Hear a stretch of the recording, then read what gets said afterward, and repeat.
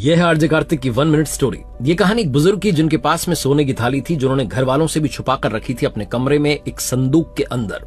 वो इसी बात की प्रतीक्षा कर रहे थे कि घर में कोई ऐसा मेहमान आ जाए जो सच में सोने की थाली में खाने के लायक हो।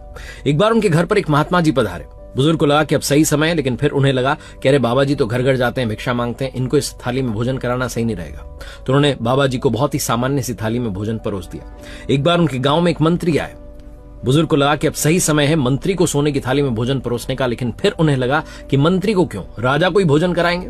सच में एक दिन राज्य के राजा उस गांव में पधारे, लेकिन राजा युद्ध हार चुके थे और गांव गांव जाकर सेना को इकट्ठी कर रहे थे।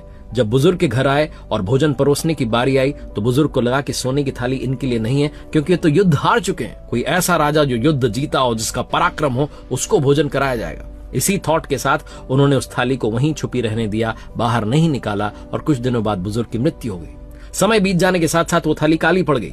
एक दिन उनका बेटा जब उस संदूक को खोल रहा था तो उसे वो काली थाली मिली। उसने अपनी पत्नी से कहा कि जाओ इसको जाकर के बाहर रख दो, जो अपना पालतू कुत्ता है उसको खाना परोसना इसमें शुरू कर दो।